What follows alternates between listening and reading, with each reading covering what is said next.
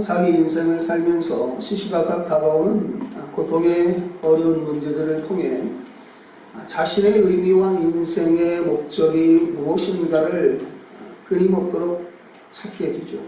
즉 당면한 문제를 통해서 나는 누구이며 어디로 가고 있는가, 지금 왜 내가 여기 있는가 라고 하는 질문을 던져지도록 해주는 것이죠. 자, 그러면 오늘 우리들은 어떤가요? 지금 저와 여러분이 겪고 있는 이 문제들을 통해서 자기 스스로에게 어떤 질문을 던지고 있습니까? 내가 왜 이런 고통을 당해야하는가? 이런 문제가 왜 나에게 다가왔단 말인가? 어떻게 이 문제를 해결해 나갈 것인가? 당면한 문제를 통해 스스로에게 질문을 던져보고 있는가요? 혹시 여러분 이런 질문조차도 없이 그저 하루하루 살아가고 있지는 않습니까? 자, 그런 의미에서 우리 옆사람에게 넌 누구냐?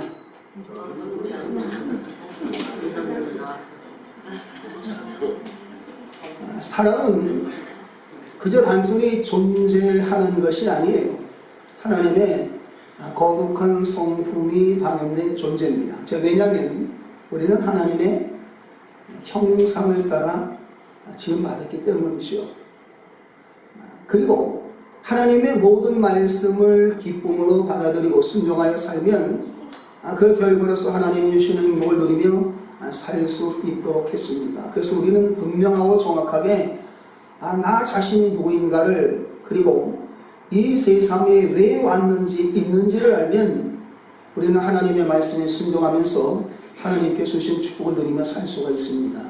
즉 하나님의 관계를 바로 알게 되면, 그리고 바로 알게 된 그때에 하나님께서는 늘 우리와 함께 동행하며 살 수 있는 것이죠. 뿐만 아니라 우리가 이 세상에서 자기 위치를 잘 지키고 나가면 하나님은 우리를 보실 때에 만족해 하십니다.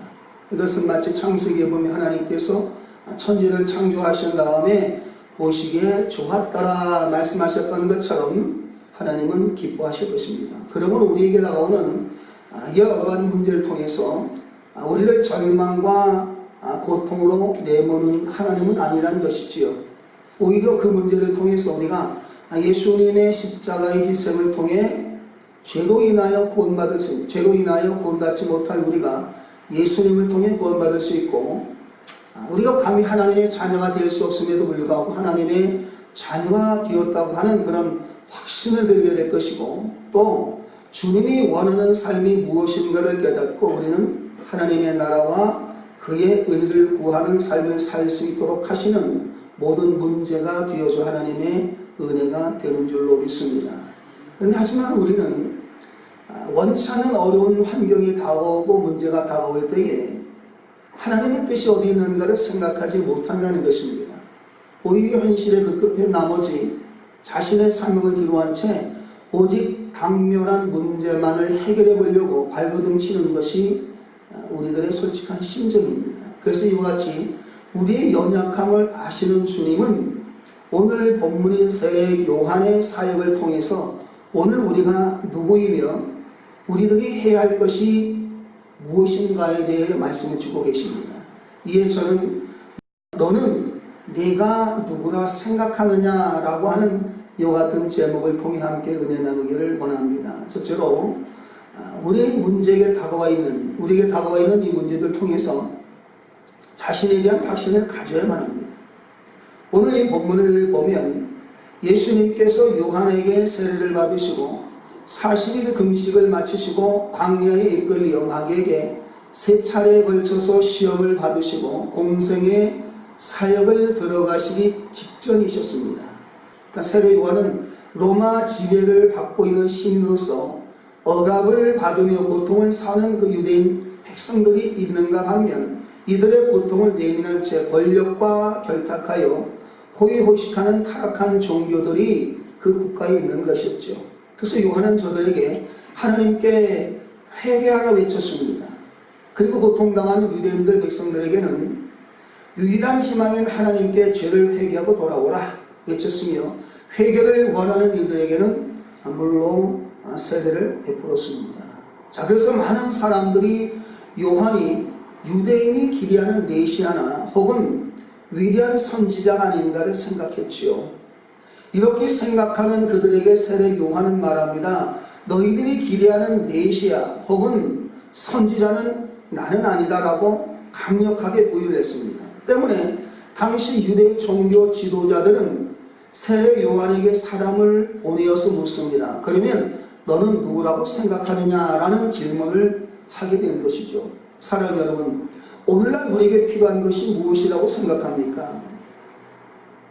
현대인들은 자기가 누구인지 모르며 살아가고 있습니다. 자기가 누구인지, 뭐 하는 사람인지, 무슨 일을 하는지, 그리고 누구를 위해서 사는지, 어디로 가는지 모르고 있다는 것이지요.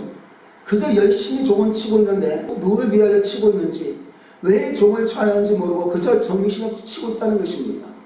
마치 술에 취해서 자기가 어디로 가는지 알지 모르고 그저 아무렇게나 걸어가는 사람과도 같습니다. 그저 일에 취해서, 돈에 취해서, 술에 취해서, 세상 오락에 취해서 자기가 지금 어디로 가는지 또 어디로 가야 하는지 목적도 방향도 전혀 모른다는 것입니다. 그러므로 오늘 우리에게 필요한 것은 지금 처해 있는 이 고통의 문제를 해결받는 것, 또 남들에 대한 인정받지 못하는 것, 여러분 이것이 중요한 것이 아니에요. 무엇보다 더 중요한 것은 내가 누구인가에 대한 자기 확신이라는 것이지요. 왜냐하면 오늘도 그리스도의 밝은 빛과 분리되어 있는 이 세상은 성도의 삶을 통해서 예수 그리스도를 이해하기 때문입니다.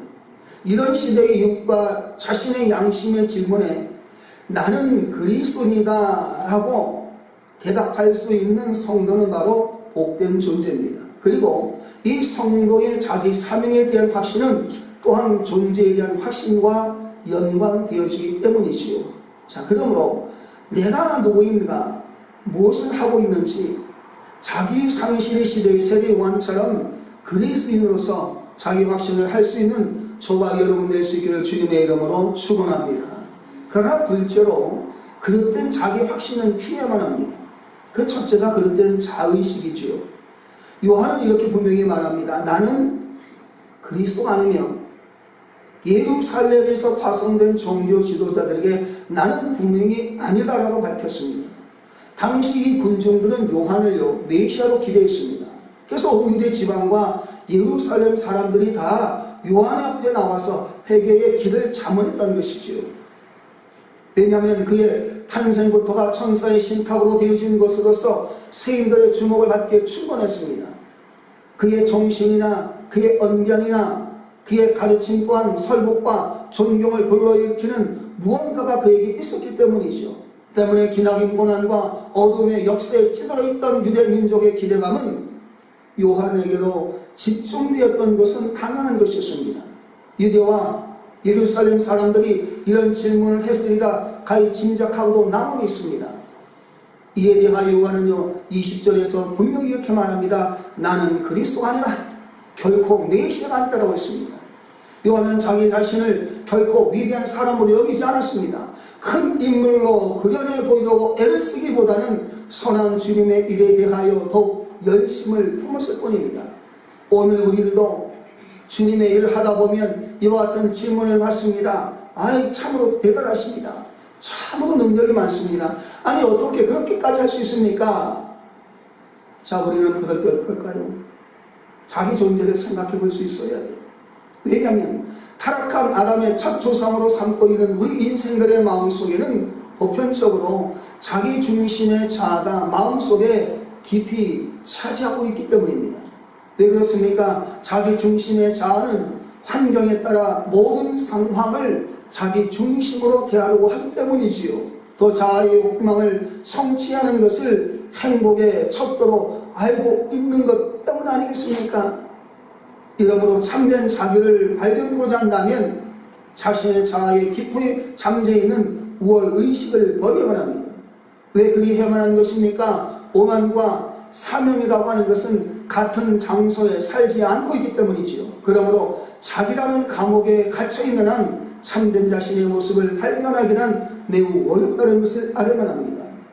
그릇된 자의식뿐만 아니라 우리는 그릇된 욕망도 조심해야만 합니다. 요한은 자신에 대하여 이렇게 말하죠. 엘리야도 아니고 선지자가 아니라 부인했습니다. 유대인들은 하나님께서 무리한 세상을 심판하기 직전에 구약의 위대한 선지자 엘리야나 예레미야와 같은 이들을 부활시켜 보내실 것으로 저들은 기대했었습니다. 세례 요한의 그 천사가 수태고지를 할 때에 누가복음 1장 17절에 보니까 엘리야의 심령과 능력으로 태어날 아기라고 하는 사실도 있었습니다. 또 그의 성격과 사역을 보면 엘리야처럼 박력도 있고요, 예레미야처럼 회개 직무를 잘 수행했습니다. 이를 통해 유대인들은 예언된 큰 선지자임을 확신하게 만들기는 충분했던 것이지요. 사실 요한의 성품이나 그의 가르침, 그의 세례에 대하여 들어보고 그가 하늘에서 내려온 사람처럼 천사를 통해 그의 출생에 대하여 말했던 것을 살펴본다면 유대인들이 요한을 엘리야로 간주했던 사실이 그리 놀랍지는 않을 것입니다. 그러나 세례 요한은 그와 같은 영광된 명예의 칭호마저 거절하고 자신을 부인했습니다. 이처럼 그가 부정하는 이유가 무엇이겠습니까?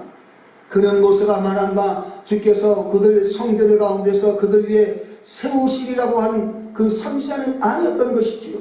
그는 그 모든 사람들이 기대하고 소망해 왔던 것처럼 대중의 문제를 떠안고 로마 제국의 굴레에서 그 백성들을 구해낼 그런 선지자는 아니었습니다. 그는 죽은 옛 선지자들 통해서 한 사람이 죽음에서 부활해 나온 것 역시 아니기 때문입니다. 사랑 여러분, 이와 같이 오늘 우리들도 우리에게 부여된 의무를 인정하고 수행하되 그에 따른 세상의 명예의 소리는 부정할 수 있기를 주님의 이름으로 축원합니다. 베드로전서 4장 11절은 말하고 있습니다. 만일 누가 말하려면 하나님의 말씀을 하는 것 같이 하고 누가 봉사하려면 하나님이 공급하시는 힘으로 하는 것 같이 하라. 이는 범사에 예수 그리스도로 말미암아 하나님의 영광을 받으시게 하려 함이니 그의 영광과 권능이 세세에 무궁토록 있느니라. 아멘. 여러분, 이러므로 환경에 따라 모든 상황을 자기 중심으로 대하려고 하는 그런 욕망을 버릴 수 있어야만 합니다. 자기 욕망을 성취하는 것은 행복의 척도로 생각하는 것을 우리는 버릴 수 있어야 돼요. 그러므로 오직 무슨 일이든 간에 주님이 주시는 힘으로 하는 것임을 고백하는 저와 여러분 될 수 있기를 주님의 이름으로 축원합니다. 그래서 우리가 자신에 대한 확신을 가지되 그릇된 자기 확신을 버렸다면 셋째로 그리스도 안에 있는 나 자신을 인정해야만 합니다. 우리 옆 사람에게 당신은 주님 안에 있습니다. 여러분, 이것은요 자신의 위치를 고백하는 것입니다. 세례 요한은 신실한 사람으로 존경을 받고 있었습니다. 그런 그에게 당신은 누구냐라고 하는 질문에 요한은 대답하죠. 나는 광야에서 외치는 소리이다. 그런 성경이 자기 안에서 성취되었다는 사실을 보여주기 위하여 그는 성경 말씀 안에서 자기를 찾았습니다. 그는 단지 그 소리, 그 목소리라는 것이죠. 단지 소리에 따릅니다 말씀입니다. 경종을 울리는 목소리, 교훈을 주는 명료한 음성뿐이라고 자기 자신에 대하여 대답했던 것입니다. 그는 자신이 누구인가를 증명하듯이 그는 곧 내 뒤에 오시느니 즉 예수 그리스도에 대한 늘 의식하며 군중들에게 예수 그리스도만을 증거한 것입니다. 여러분, 이것은 자신이 누구인가를 발견하지 못하면 할 수 없는 것입니다. 세례 요한은 참된 자아를 발견했으며 자신이 누구인가를 분별했기에 광야에 외치는 소리로서 사명을 다한 것입니다. 이러므로 오늘 우리들도 참된 자신의 모습을 발견하려면 이와 같이 진리 되신 그리스도와 자신을 연관시켜 조명해 보아야만 하는 겁니다. 그런데요, 안타깝게도 어리석은 사람들은요 자기 스스로를 과대평가한다는 것이죠. 2010년도입니까? 독일 베를린에서 우리나라 한 외교관이요 음주 운전을 하다가 경찰에 걸렸는데요, 팔짱을 끼면서 허리에다가 손을 올리면서 먼저 합니까? 이봐, 내가 누군데라고 했어요. 2018년도에 너 내가 누군지 알아? 라면서 큰 소리치며 행패를 부리던 청와대 경호처 직원이 구속되기도 했습니다. 여러분, 이것은 뭡니까? 자신의 지위로 상대방을 제압하기 위하여 허세를 부린 것 아니겠습니까? 고린도후서 10장 12절로 13절은 말합니다. 우리가 어떤 자기를 칭찬하는 자로 더불어 감히 짝하며 비교할 수 없노라. 그러나 저희가 자기로서 자기를 헤아리고 자기로서 자기를 비교하니 지혜가 없도다 했습니다. 그리고 13절에 보니까 그러나 우리는 분량밖에 자랑하지 아니하고 오직 하나님이 우리에게 분량으로 나눠주신 그 분량의 한계를 따라 하노니 곧 너희에게까지 이른 것이라고 했습니다. 여러분, 가장 어리석은 자는요, 자신의 척도로 자신의 됨됨이를 가능한 자입니다. 또 세인들의 평판으로 자기 가치를 인정받으려고 하는 것 역시 어리석은 자입니다. 자, 이렇게 자기 연민에 빠져 있다면 당신은 누구냐라고 하는 이웃의 질문에 자신에 대한 올바른 평가를 내려주지 못한다는 것이죠. 여러분, 그러므로 이런 자기 연민에 빠지지 아니하기 위하여 우리는 날마다 예수 그리스도 앞에 서 있다는 자신의 모습을 우리는 발견해 보아야 합니다. 왜냐하면 우리 인생의 참빛으로 오신 예수 그리스도 앞에 서 있는 자만이 자신의 본래의 모습을 알 수 있기 때문인 것입니다. 또한 우리는 그 거룩하신 인격 앞에 세례 요한처럼 주인의 신발끈을 풀어주는 노예보다도 못한 신발끈을 풀기도 감당하지 못하는 존재임을 발견할 수 있기 때문입니다. 뿐만이 아니라 하나님 앞에 무지하고 비천한 자아를 발견해야만 합니다. 진리에 대해서는 무능한 자신을 인정해야만 합니다. 여러분, 모세를 보십시오. 젊을 때는 자신이 시대와 민족의 영웅으로 생각했어요. 자신만이 민족을 애굽에서 구원할 구세주로 인식했었습니다. 그러나 민족에게 인정받지 못하고 미디안 광야에서 칼밀과 마찬가지로 나그네와 같은 초로 인생인 자기 자신을 발견했을 때 하나님은 바로 그 사람을 사용하신 겁니다. 자기 자신을 초로 같은 인생이라고 생각할 때 하나님은 그를 사용하셨던 것이지요. 여러분, 이와 같이 우리는 세상의 선지자가 되어야 돼요. 세상의 빛과 소금의 역할을 다해야만 합니다. 그러나 이전에 하나님 앞에서의 자신을 먼저 발견할 수 있는 선견자가 되어야만 될 줄로 믿습니다. 이러므로 말씀을 정리합니다. 신앙이 있는 흑인이 백인집에 할인으로 있었습니다. 그 주인은 사냥을 좋아하며 그 흑인을 데리고 다녔어요. 하루는 사냥을 가면서 주인이 흑인에게 묻습니다. 야, 너는 맨날 예수 믿는다고 하면서도 매일 그렇게 시험을 당하느냐? 차라리 그렇게 시험 당할 것 같으면 나 예수 믿지 않겠다. 나는 예수를 믿지 않아도 나는 시험이 없는데 너는 예수 믿는다고 하면서 맨날 그렇게 시험 당하느냐고 합니다. 그저 흑인이 대답할 때 이렇게 대답을 합니다. 주인님, 노하지 말고 들어주십시오. 지금 저기에 있는 꿩을 쏘아서 한 마리는 즉사하고 한 마리는 한쪽 다리를 맞아서 살겠다고 저른바리가 되어 달아난다면 주인님은 어느 곳을 찾아가 잡겠습니까? 라고 질문했어요. 자, 여러분 어떤 대답을 할까요? 어떻게 대답합니까? 산 곳을 쫓아가겠습니까? 죽은 곳을 쫓아가겠습니까? 살아서 찔뚝쩔뚝거리며 도망하는 꿩을 잡겠죠. 자, 주인은요 대답합니다. 우리가 같은 집, 물론 산놈을 따라가 잡을 것이 아니냐라고 했습니다. 그래서 흑인은 말합니다. 옳습니다. 주인님의 영은 이미 죽었기 때문에 마귀가 잡으려고 시험할 필요가 없습니다. 저는 지금 어떻게 하든 간에 하나님의 뜻대로 살아보려고 노력하니까 마귀가 나를 잡으려고 별별 시험을 다 치고는 것입니다 라고 대답을 했다는 것이죠. 여러분, 오늘 우리도 마찬가지 아닙니까? 우리가 영이 살아있다면 하나님께서 우리에게 은혜를 주시고 축복을 주셔요. 그런데 사탄은 우리에게 다가와서 아무것도 아닌 것을 통해서 우리에게 시험을 주는 것이죠. 여러분, 오늘 본문에 기록된 대제사장과 바리새인들이 요한에게 사람을 보내 물어본 이유는 뭘까요? 여러분, 그에게 너는 누구냐, 네 자신이 누구냐라고 하는 질문을 던지기 위해서 온 것이 아니에요. 요한을 괴롭히고 방해하기 위하여 사람을 보낸 겁니다. 세례 요한에게 사람을 보낸 것은 저의 어떤 가르침을 받기 위해서 온 것이 아니었습니다. 여러분, 오늘 우리도 고통 중에서 주님의 나라 확장에 대하여 열심히 우리에게 다가와 사람들은 질문할 것입니다. 당신은 참으로 대단하십니다. 참으로 열심히 교회를 섬깁니다. 당신은 정말 예수 그리스도십니다. 예수 그리스도는 작은 예수입니다. 정말 당신을 보니까 예수 믿는 사람 같습니다 라고 할 때 여러분은 어떻게 대답하시겠습니까? 또는 무엇 때문에 편안한 신앙생활을 할 수 있는데 이렇게까지 어렵게 신앙생활을 하십니까? 라고 질문할 때 무엇이라 대답하겠습니까? 여러분들이 우리 교회에서 멀리 떨어져 있는 분들은 40분, 1시간씩 걸리는 분들이 있습니다. 그분들에게 아니 가까운 교회도 많은데 왜 이렇게 멀리 교회 갑니까? 라고 한다면 뭐라 대답합니까? 그러면서 정말 대단합니다라고 할 때 여러분 어떤 대답을 하시겠습니까? 우리는요, 네 삶의 성격과 사명을 발견해야 돼요. 하나님께서 이곳에 부르신 것은요, 분명한 목적과 여러분을 부르신 향한 하나님의 뜻이 계시기 때문입니다. 여러분의 이름으로 오늘 우리는 누구냐? 세례 요한은 말합니다. 나는 광야에서 외치는 자의 소리다. 요한은 자신을 정의했습니다. 여러분, 우리의 삶도 광야입니다.